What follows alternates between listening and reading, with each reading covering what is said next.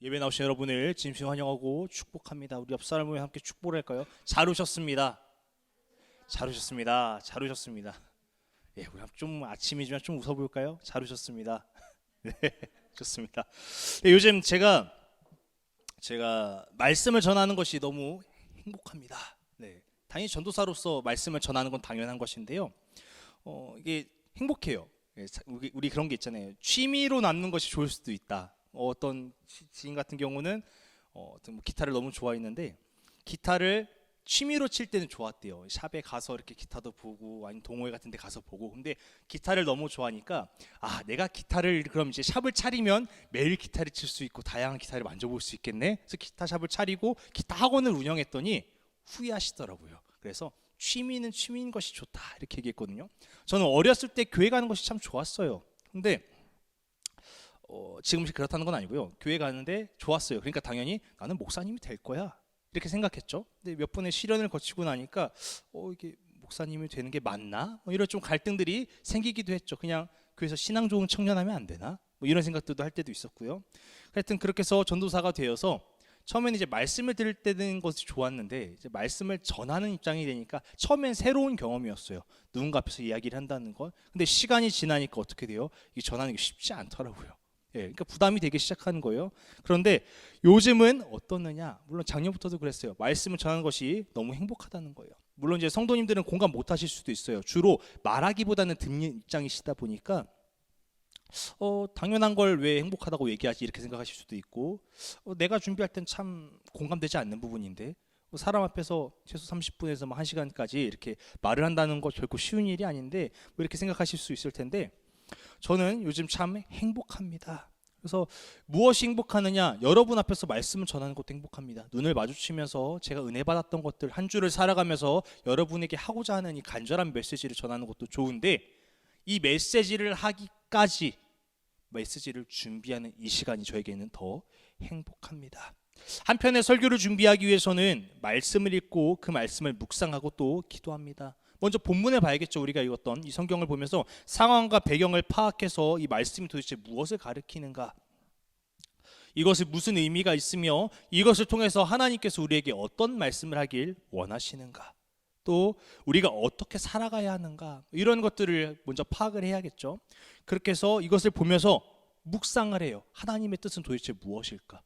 하나님은 왜 이러한 사건을 성경에 기입하게 하셨을까? 이런 생각들을 하면서 또 동시에 기도도 이루어지는 거예요. 그래서 일상생활에서도 이 말씀 구절을 머리에 집어넣고 운전하면서도 또 사람을 만나면서도 생각을 해요. 계속 혼자 생각하고 혼잣말도 해요. 뭐 어떻게 하냐면 예를 들어서 원수를 사랑하는 말씀을 두고 전 여전히 아직도 그래요. 주님, 원수를 어떻게 사랑합니까?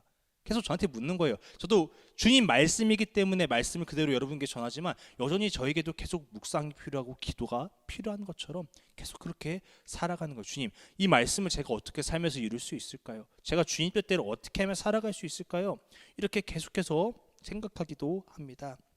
그래서 이렇게 저렇게 말씀을 보며 묵상하기도 하고 기도하기도 하고 결정적으로 딱 책상에 앉아서 이제 정리를 하는 거죠. 그날 막 이렇게 생각했던 막 수많은 생각들을, 은혜 받았던 것들, 막 묵상했던 것들을 가지고 하나씩 정리하면서 이제 정리하는 거, 압축시키는 게, 그렇게 압축하고 나면 그게 바로 여러분 앞에 전하는 설교가 되는 것입니다. 이 설교를 쓰다 보면 엄청 지우고 쓰고 반복해요. 이것도 넣었다가 저것도 넣었다가, 이거 넣었다가 이거랑 좀 문맥이 안 맞은데, 넣었다가 이거 너무 좀 개인적인 얘기잖아, 이거 나밖에 공감 못할 것 같아, 이런 것도 빼고, 이렇게 여러분들과 나눌 메시지다 보니까 지웠다가 썼다가 계속해서 반복하면서 시간이 걸려요. 생각보다 많은 시간이 소요됩니다. 그럼에도 제가 이 설교를 준비하는 것이 참 저에게는 큰 행복이었습니다. 이 목회자로서 당연히 준비해야 되는 겁니다. 목회자가 설교가 가장 기본이 돼야 되거든요. 말씀을 전하는 것이 기본이 돼야 되는 거거든요. 그러니까 이 설교라는 것이 저에게 기본이 돼야 되는 것이기 때문에 뗄래야 뗄 수가 없어요. 제가 전도사로서, 목사로서, 목회자로서 이 걸어간다는 것은 결국 제 눈 감는 날까지 설교를 손에서 뗄 수 없다는 것이죠. 그래서 참 감사하더라고요. 때로는 이 설교를 준비하는 것이 두려울 때도 있습니다. 여러분 앞에서 서는 것도 여전히 마음이 편하지 않아요. 어려워요. 조심스럽습니다. 항상 하나님의 말씀을 전한다는 건 저한테 큰 부담감입니다. 걱정될 때도 있죠. 또 이 세상에서 좀 관계적으로 힘든 날에는 말씀 묵상이 그렇게 안 돼요. 성경 구절이 생각이 나지 않아요. 기도도 잘 되지 않거든요. 제 마음이 너무 힘드니까. 그렇게 한 주를 보내면 설교를 준비하는 것은 참 쉽지 않았어요. 근데 그런 날도 있고 저런 날도 있지만 여전히 저에게는 이 설교를 준비하는 것이 큰 축복이라는 겁니다. 왜? 이 설교는 말씀에 대한 묵상과 기도가 없이는 불가능한 것이기 때문입니다. 억지로라도 꼭 해야 되는 저에게 의무감, 책임감으로서라도 이 설교를 준비하는 것이 그래서 저에게 참 축복임을 말씀을 드립니다. 제가 지금 뭐 설교를 준비하는데 이런 일도 있고 제가 이렇게 해서 준비합니다 말씀을 드렸는데, 제가 여러분들께 말씀드리고 싶은 것은 설교가 이런 것이다 라고 설명하는 것이 아닙니다. 설교를 준비하는데 제가 무엇이 행복한지, 무엇이 필요한지를 말씀드리는 거예요. 말씀을 묵상하고 기도하는 것이 얼마나 삶에서 행복한 일인지, 또 내가 하나님께 겨우 가까이 가는 길임을 말씀을 드리는 것입니다. 저는 매주 말씀을 준비할 때 원칙 하나가 있어요. 뭐냐? 제가 성도들을 향한 마음을 집어넣는 겁니다. 제 마음은 무엇이냐? 하나되는 교회 성도 여러분이 행복하셨으면 좋겠습니다. 그냥 행복 말고 하나님 앞에서, 하나님 안에서 행복했으면 좋겠어요.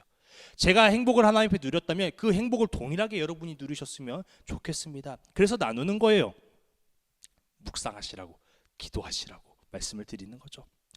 그래서 요즘 제가 묵상하는데 더 행복했던 이유가 무엇일까 생각해 보니까, 묵상과 기도는 항상 있었거든요. 근데 요즘은 이제 예수님을 제가 제일 많이 떠올리는 것 같습니다. 살면서 이렇게 예수님을 많이 생각해 본 적이 있나 싶을 정도로 예수님을 제일 많이 떠올리는 시작입니다. 이 사순절을 시작하면서 성경의 주인공은 예수님임을 다시 한번 또 새기기도 하고요. 또 예수님을 계속 말씀을 전하다 보니까, 직접적으로 전하다 보니까 예수님 생각을 안 할 수밖에 없는 거예요. 2월 달부터 사순절이 시작됐고 3월, 4월 지금 약 3개월 동안 제가 예수님에 관한 설교를 계속 전하면서 예수님을 계속 묵상했습니다.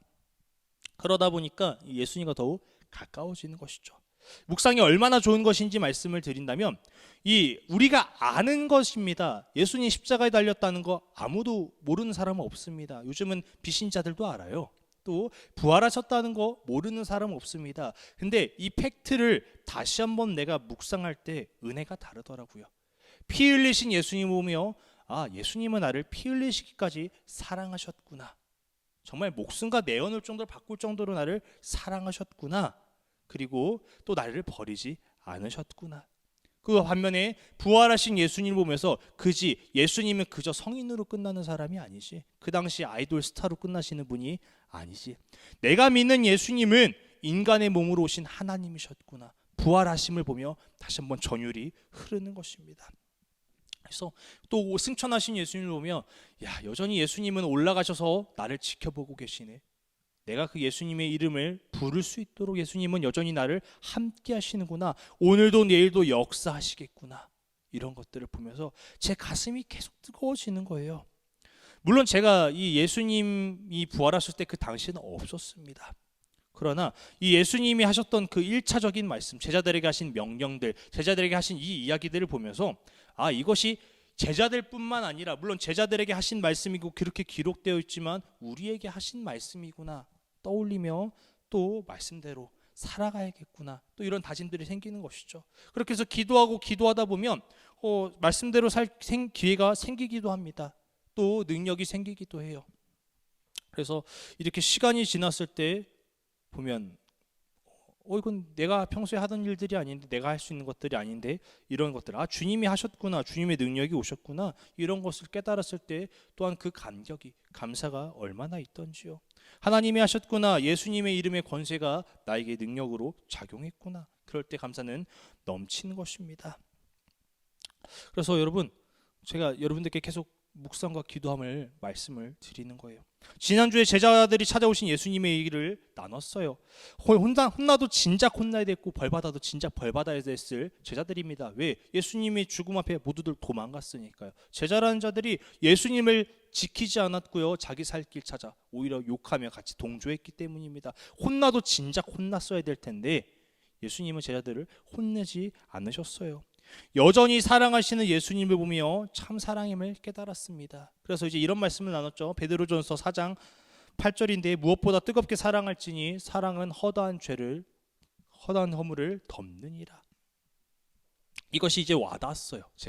여러분, 제가 묵상하며 산다 그랬잖아요. 그럼 지난주에 제가 이 말씀을 전했으면 어떻게 됩니까? 살아내야 되는 거예요. 그럼 또 이제 고민하는 거예요. 주님, 어떻게 사랑을 하죠? 참 사랑하지 못할 상황들이 계속 펼쳐지거든요. 그렇잖아요. 우리가 살면서 나만 잘하면 되는 줄 알았는데 나만 잘하면 되지 않아요. 요즘 이런 말이 있어요. 젊은 MZ어로 억까라는 말이 있어요. 억지로 깐다. 그러니까 나는 잘하고 있는데 나는 잘못이 없는데 막 사회 밖에서 여기저기서 억지로 나를 괴롭히는 거예요. 이런 일이 나랑은 관계 없고 내가 잘못하지 않았는데 나한테 이런 피해가 돌아오고 이런 일이 일어난다는 거죠. 그럴 때마다 이 사람을 내가 어떻게 사랑해야 되지? 참 이런 말씀이 일어나거든요. 이런 생각이 들거든요. 그럼에도 제가 또 기도하면서 얘기하는 거예요. 주님, 사랑하게 해주세요. 주님 말씀이시지 않습니까? 주님이 사랑하라고 하셨으니 주님이 사랑할 기회 좀, 사랑할 마음 좀 주세요. 그렇게 되는 거예요. 여러분, 하나님의 말씀을 입술로 고백하는 자마다 능력이 일어나는 줄 믿습니다. 저는 그렇게 하다 보니까 이건 간증이에요. 미웠던 사람이 처음엔 덜 미워지더라고요. 그 사람은 안 바뀌어요. 죽었다 깨어나도 안 바뀌어요. 물론 바뀔 수도 있어요, 언젠가. 근데 제가 바꿀 수는 없어요. 근데 그 사람이 하는 행동들이 시간이 지나니까 이제는 밉지 않더라고요.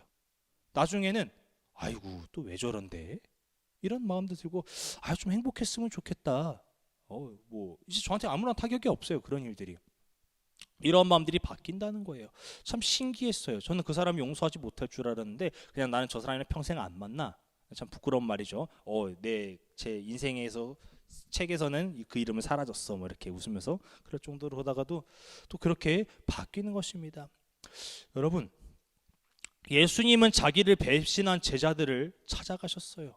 그렇다면 우리가 못할 것이 무엇입니까? 말씀을 붙잡고 기도할 때 말씀대로 살아갈 능력을 주심을 믿으시길 바랍니다. 아멘으로 고백하는 여러분들에게 능력이 더해지는 줄 믿습니다. 그래서 우리가 보통 수요일, 주일 예배 2번 드리죠. 일주일에 새벽 기도 드리시는 분들도 있습니다. 그렇다면 이제 평균적으로 일주일에 2번의 말씀을 듣기도 해요. 또는 주일에 1번 예배 드리기도 합니다. 근데 제가 말씀드리는 건 한 번을 듣더라도 그 말씀을 가지고 기도해 보시기 바랍니다. 묵상해 보시기 바래요. 말씀을 많이 듣는 것 좋습니다. 여러 가지 말씀을 듣는 것도 좋죠. 예배를 많이 드리는 것도 좋아요. 그러나 더 중요한 것은 무엇이냐? 내가 오늘 한 구절이라도 붙잡고 기도해 보는 거예요. 주님, 도대체 이게 무슨 뜻입니까? 내가 이것을 어떻게 살아야겠습니까? 저는 도저히 잘 모르겠는데요. 어떻게 될지 모르겠는데요. 주님, 저 좀 도와주세요. 저와 함께 해주세요. 그렇게 기도해 보는 것입니다. 여러분, 저는 그것이 여러분의 삶의 예배라고 말씀드리겠습니다. 그날의 예배인 것이에요. 그날 내가 오늘도 말씀을 붙잡고 기도하며 살아가는가, 기도하는가, 주님께서 받으시는 예배라는 것입니다. 그렇게 매일의 예배를 드리시기 바랍니다. 또 한 가지는 성령의 은혜를 구하시기 바랍니다. 성령님, 나에게 오셔서 도와주세요. 성령님, 제 능력으로는 그 사람을 사랑할 능력도 없고요. 제 힘으로는 이 문제를, 이 고난을 이겨낼 힘이 없으니 성령님 도와주세요. 예수님의 이름으로 기도합니다. 고백하는 것입니다. 그럴 때 은혜가 주어질 것입니다. 성령님이 오셔서 일하실 것입니다. 그래서 오늘 말씀을 들으시고 한 주 동안 그렇게 살아가시길 축복합니다. 네. 오늘 우리가 읽은 내용은 본문의 내용을 보시면 이 앞에 무슨 내용이 있느냐? 예수님이 제자들을 찾아오셨고 제자들과 함께 아침을 먹으셨어요. 제자들이 잡은 물고기를 통해서 아침을 먹고 나서 이제 예수님이 베드로에게만 또 이렇게 말씀하시는 장면입니다. 우리 15절 함께 읽어보도록 하겠습니다. 시작. 그들이 조반 먹은 후에 예수께서 시몬 베드로에게 이르시되 요한의 아들 시몬아, 내가 이 사람들보다 나를 더 사랑하느냐 하시니 이르시되 주님, 그러하나이다. 내가 주님을 사랑하는 줄 주님께서 아시나이다. 이르시되 내 어린 양을 먹이라 하시고. 아멘. 아침을 먹고 나서 예수님이 베드로에게 가서 말씀하셨습니다. 시몬아, 내가 나를 사랑하느냐 물어보셨어요. 그러니까 이제 베드로가 이번에도 얘기하죠. 예, 주님, 제가 주님을 사랑합니다. 대답해요. 근데 이 16절과 17절을 보면 예수님께서 총 3번을 물어보십니다. 내가 나를 사랑하느냐? 내가 나를 사랑하느냐? 내가 나를 사랑하느냐? 물어보셨어요. 근데 이 17절을 보니까 이 3번째 물으셨을 때 베드로의 표정이 울상이 되었습니다. 울상을 지면 얘기하죠. 주님께서 아십니다. 주님께서 제 마음을 아시지 않습니까? 얘기합니다. 대답했어요. 근데 이 베드로가 이 에피소드가 무슨 일이 있었냐면 지금은 예수님이 십자가에 달려 죽으시고 부활하신 이유거든요.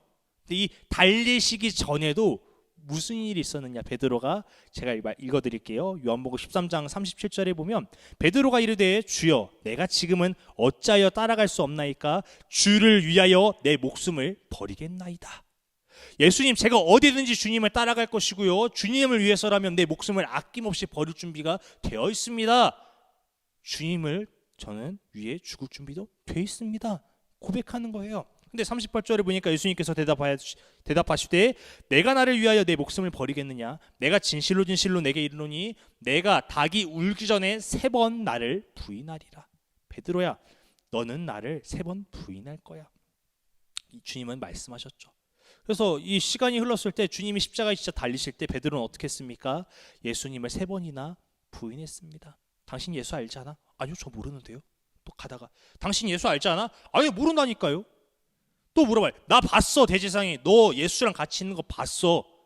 아니라고 나 그 사람 모른다고. 베드로는 자신감 있게 아주 그냥 파워풀하게 3번씩 부인하는 것입니다. 분명 예수님께 목숨을 바치겠다라고 얘기했었는데 이 베드로는 3번을 무너졌던 것이죠. 근데 오늘 또 예수님께서 어떻게 물어보셔요? 3번 물어보시는 거예요. 3번. 만약 여러분이 베드로라면 예수님의 질문에 어떻게 답하시겠습니까? 우리가 베드로의 입장을 한번 보도록 할게요. 베드로가 처음엔 되게 힘차게 잘못 대답했을 것 같아요. 내가 나를 사랑하느냐 했더니 왜? 주님 제가 이전과는 달라요. 옛날에는 그 주님의 부활을 믿지 못했으나 이제는 부활을 믿을 수 있어요. 예수님은 부활하심으로 진정한 하나님 아들이시니 제가 주님을 진짜 믿음으로 사랑합니다. 또 얘기했겠죠. 두 번째 또 내가 나를 사랑하느냐 물었을 때 아니 이 주님이 똑같은 말을 왜 또 물어보시지? 그렇게 생각하지 않았을까요? 그래요. 근데 3번째 딱 물어보셔요. 내가 나를 또 사랑하느냐? 그러니 그제서 생각나는 거죠. 자신이 3번 부인했던 것을. 3번 예수님. 베드로는 예수님을 부인했던 그 3번이 떠올라서 울상지었지 않을까? 저는 이렇게 생각합니다. 지을 수밖에 없는 거예요. 그러니까 예수님이 왜 3번이나 물으셨을까?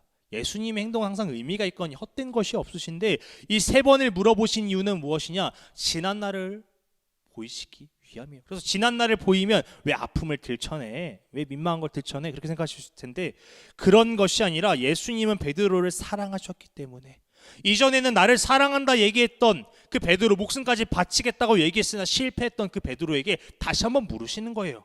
내가 나를 사랑하느냐? 예, 주님 제가 사랑합니다. 3번 물으심으로 인해서 그래 내가 네 마음 안다. 베드로를 상처를 회복시키는 것입니다. 여러분 우리가 만약에 누군가에게 잘못을 했다면 마음이 괴롭습니다. 마음이 괴롭지 않다면 그건 악인이겠죠.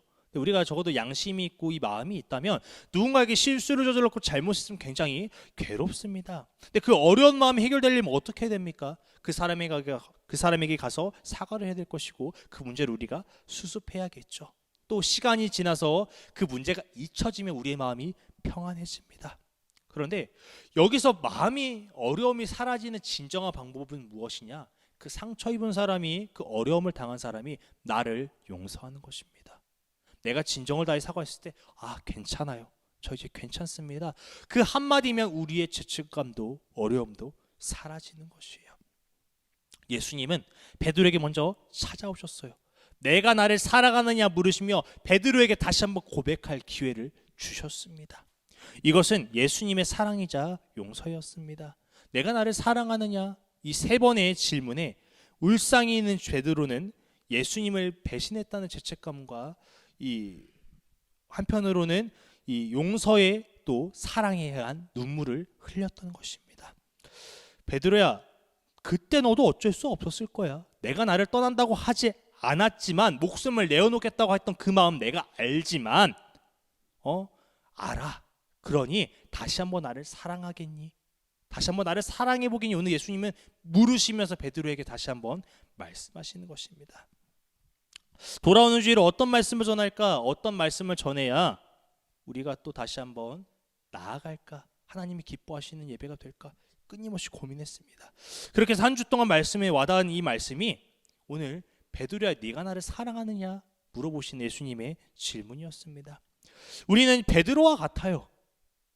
예수님을 사랑하겠다, 예수님만을 바라보겠다 고백하고 다짐했으면서도 정작 삶의 순간에서 우리에게 예수님은 저 멀리에 있었습니다. 그러면 얘기하죠. 에이, 주님, 다른 성도들도 그래요. 다른 교회 다니는 사람들도 그래요. 또 인간은 죄인이잖아요. 스스로 예수님은 이러니까 이해하실 거야 대답하며 위안하고 있었습니다. 마치 예수님을 모른다고 부인했던 베드로처럼, 아유 그래도 내가 살려면 어쩔 수 없이 부인해야지, 내가 죽으면 무슨 소용이야, 그랬던 것처럼 우리도 그렇게 스스로를 합리화시키며 위안하며 우리의 신앙, 우리가 지켜야 될 가치들을 잃어버리고 있다는 것이죠. 근데 이 말씀을 읽고 묵상하고 있을 때 주님이 제게 물어보셨습니다. 청아, 내가 나를 사랑하느냐? 청아, 네가 나를 진짜 사랑하니? 내가 오늘 베드로 말고 너한테도 물어보는데 네가 나를 사랑하느냐? 물어보시더라고요. 오늘 여러분에게도 동일하게 주님께서 물어보십니다. 내가 나를 사랑하느냐? 여러분 어떻게 대답하시겠습니까?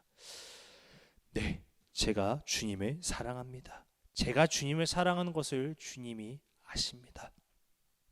우리가 주님을 정말로 사랑한다면, 사랑한다고 고백한다면 이 베드로에게 하신 말씀, 예수님이 사랑하느냐고 질문하셨고 그 다음에 하셨던 그 주님의 말씀 우리가 보아야 합니다. 15절, 16절, 17절 이 끝부분을 보면 예수님께서 베드로에게 대답마다 말씀하시는 것이 있습니다. 반복되는 것이 무엇이냐? 내 양을 먹이라.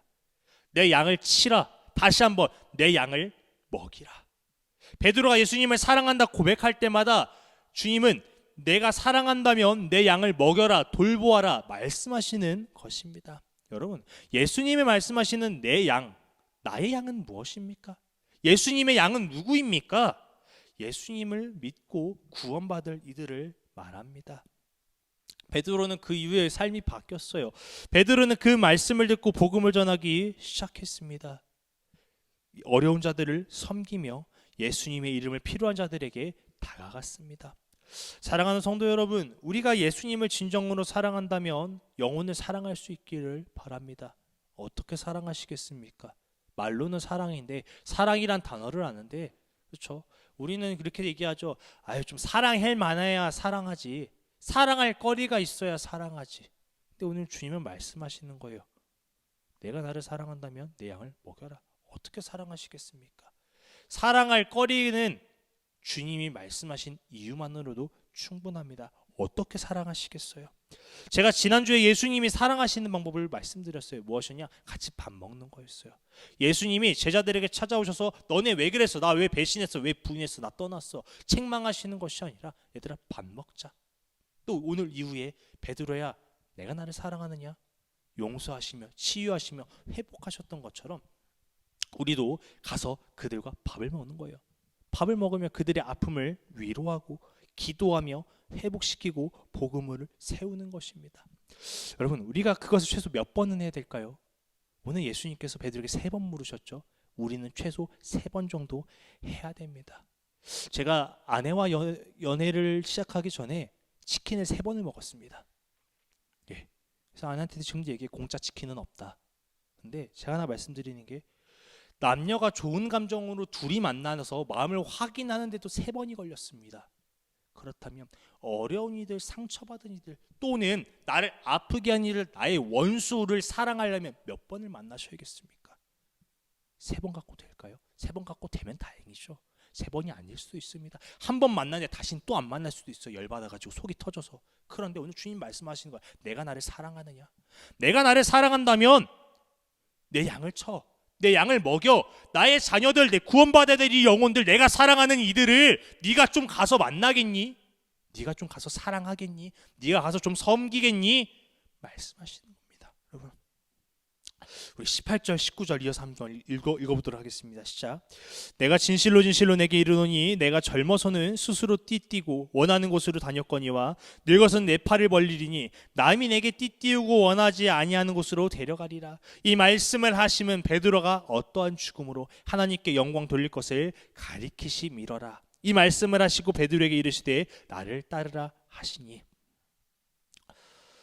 주님께서 베드로의 죽음에 대해서 말씀하셔요. 베드로야, 이어서 말씀하시는 거예요. 내가 이제는 젊어서는 네 맘대로 돌아가겠지만 이제는 너가 끌려가서 원하지 않은 곳으로 갈 거야. 원하지 않은 것이 무엇이겠습니까? 다시 예수님처럼 고난받는 길입니다. 베드로의 모습을 보면 이 후대 역사들을 보니까 베드로가 로마에서 순교했음을 볼 수 있습니다. 그럼에도 베드로의 죽음은 무엇이었냐? 하나님께 영광 돌리는 것이었습니다. 여러분, 부모가 자식을 위해, 자식은 부모를 위해 목숨이 아깝지 않습니다. 우리가 정말로 예수님을 사랑한다면 목숨이 아깝지 않은 것입니다. 베드로는 알았어요. 자신이 어떻게 될지를. 예수님께서 말씀해 주셨잖아요. 내가 끌려간다는 걸. 내가 늙으면, 내가 시간이 지나면 내가 끌려가서 어떻게 될지 예수님께서 이미 말씀하셨어요. 그럼에도 베드로는 머뭇거리지 않고 갔습니다. 이전처럼 도망가지 않았어요. 왜? 이것이 영광의 길이니까.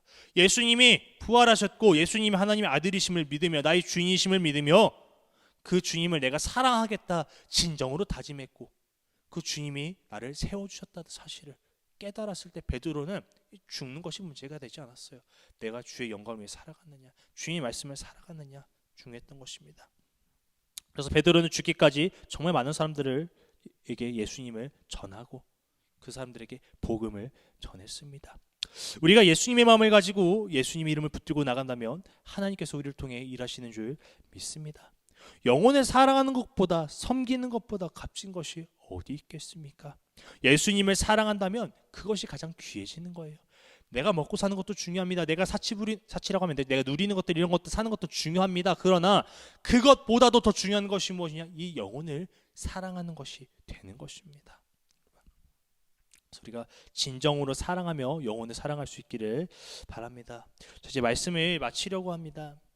내가 나를 사랑하느냐라는 질문에 네, 주님, 제가 주님을 사랑합니다. 베드로는 대답했습니다. 이때부터 베드로의 인생은 변화되었어요. 바뀌었습니다. 예수님은 죄책감에 갇혀있던 베드로를 자유하게 하셨습니다. 예수님은 내 양을 먹이라는 말씀과 베드로가 어떤 영광을 돌리게 될지 보여주심으로 베드로에게 사명을 주셨습니다. 베드로가 한 것은 무엇이었냐? 주님을 사랑하는 일이었습니다. 주님께 먼저 다가가지도 않았고요. 주님께 어떠한 것들, 자신의 공로가 아니라 그저 주님이 다가오셨을 때 네, 제가 주님을 사랑합니다 대답하는 것이었습니다. 예수님이 베드로에게 물으셨듯이 오늘도 우리에게 물으십니다. 내가 나를 사랑하느냐? 저는 사랑하는 성도 여러분 모두가 네, 주님, 제가 주님을 사랑합니다 고백할 수 있길 바랍니다. 고백할 때 우리의 삶도 베드로처럼 변화되는 것입니다. 어떻게 살지 궁금하며 또 이 죄 앞에서, 이 어려움 앞에서 도망치고 회피했던 우리의 삶이 이제는 담담하게 나아갈 수 있는 줄 믿습니다. 내 영혼이 바뀌었을 때, 내 인생이 바뀌었을 때 나만 바뀌는 것이 아닙니다. 베드로를 통해서 많은 영혼들이 세워졌습니다. 많은 영혼들이 살아났고 주님을 영접했습니다. 내가 변화됐을 때, 내 삶이 회복됐을 때 나만 회복되는 것이 아니라 우리의 가족, 친구, 이웃, 내 주변에 있는 사람들이 변화될 것입니다. 그래서 예수님을 사랑한다 고백할 수 있는 여러분이 되시길 바랍니다. 예수님을 사랑하며 예수님을 사랑하길 간절히 구하며 고백하는 저와 여러분이 되기를 축복합니다. 시간 함께 기도하실 때인데, 기도하실 때 주님, 우리가 진정으로 주님을 사랑한다 고백하는 믿음 있게 하여 주시옵소서. 우리에게 아픔이 있습니다. 어려움이 있습니다. 죄책감이 있습니다. 원수가 많습니다. 그럼에도 주님이 내가 나를 사랑한다면 내 양을 먹이라 하셨던 것처럼 그들도 주님의 양으로 생각하게 하시고 주님 나아가게 하여 주시옵소서. 가장 먼저 우리의 아픔이 씻겨지기 원합니다. 우리의 어려운 문제들이 해결되기 원합니다. 주님의 은혜로 해결됨을 경험하게 하시고 다시 한번 주님 앞에 서게 하여 주시옵소서. 베드로처럼 우리도 삶이 변하여 우리의 가족, 친구, 동료, 이 주변 사람들에게 예수를 전하는 삶이 되게 하여 주시옵소서. 함께 기도하면서 나가겠습니다. 사랑해 주니 감사합니다. 오늘도 우리와 함께 하셔서 우리를 불러주셔서 이곳에 우리를 불러주시니 감사합니다. 주님, 오늘도 주님께서 말씀하십니다. 내가 나를 사랑하느냐, 내가 나를 사랑하느냐, 내가 나를 사랑하느냐. 주님, 우리가 주님 저를 사랑한다 고백할 수 있는 믿음을 더하여 주시옵소서. 이전에 우리가 주님을 멀리하였지만 주님을 후손위에 두었고 주님을 찾지 않았지만 입술로만 고백하였고 주님을 멀리하였지만 이제는 진정으로 우리가 주님을 사랑하기 원합니다. 주님을 사랑하는 삶이 되게 하여 주시옵소서. 주님께서 말씀하셨던 대로 순종하며 사랑하게 하여 주시옵소서. 우리 마음에 사랑이 있기 원합니다. 사랑할 기회가 주어졌을 때 사랑하기 원합니다. 원수가 나를 아프게 하여도 나를 미워해도 그 사람을 사랑하기 원합니다. 그 영혼을 위해 기도하기 원합니다. 그 영혼을 위해 섬기기 원합니다. 주여 함께 하여 주시옵소서. 우리에게 능력을 더하여 주시옵소서. 성령님 오셔서 성령의 능력으로 말미암아 내가 나아가게 하여 주시옵소서. 주님만을 바라보며 나아가게 해 주시옵소서. 사람의 생각, 사람의 소망, 사람의 뜻대로 나아가는 것이 아니라 주님을 붙들며 예수 그리스도께서 하심을 붙들며 주님의 부활을 믿으며 우리도 나아가게 하여 주시옵소서. 주님께서 함께 하시는 줄 믿습니다. 주님께서 능력을 더하시는 줄 믿습니다. 오늘도 말씀의 구절을 한 구절이라도 붙들고 나아갈 때 그 말씀 구절대로 내 삶을 통해 이루시는 줄 믿습니다. 주님, 우리가 주님을 사랑하게 하여 주시옵소서. 예, 주님, 제가 주님을 사랑합니다. 주님께서 내 마음을 아십니다. 주님은 모든 것을 아십니다. 우리에게 고백할 수 있는 믿음을 더하여 주시옵소서. 사랑의 마음이 있겨납니다. 섬김의 마음이 있겨납니다. 우리 안에 어려움들이 회복되게 하시고 우리 안에 어려운 문제들이 해결되게 하셔서 주님을 더욱더 사랑할 수 있도록, 이웃을 사랑할 수 있도록, 나의 형제, 자매, 가족들을 사랑할 수 있도록 주여 은혜를 베풀어 주시옵소서. 베풀어 주시옵소서. 사랑의 주님, 우리가 주님을 붙들지 못할 때가 너무나도 많았습니다. 그리스도인이라 하며 매주 교회에 간다 하며 예수의 이름을 부른다고 하면서도 진정으로 주님을 사랑하지 못했던 우리의 모습을 회개합니다. 이 연약한 죄인의 모습들 용서하여 주시옵소서. 주님, 그럼에도 오늘 다시 한번 주님께서 말씀하십니다. 내가 나를 사랑하느냐. 이제는 주님, 우리가 사랑한다 고백할 수 있는 믿음을 더하여 주시옵소서. 내 안에 진정으로 간절함으로 주님을 사랑할 수 있도록 사랑하는 삶을 살게 하여 주시옵소서. 이제는 우리가 양을 먹일 때입니다. 양을 칠 때입니다.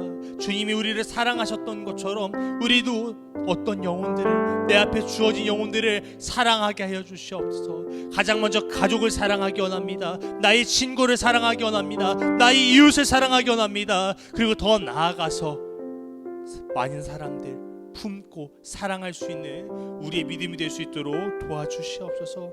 어려운 문제들, 우리 삶의 고난들 주님께서 해결하시는 줄 믿습니다.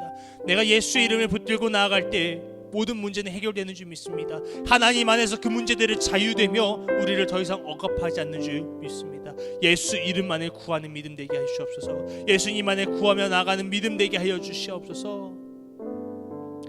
감사드리며 이 모든 말씀 예수님의 이름으로 기도드렸습니다.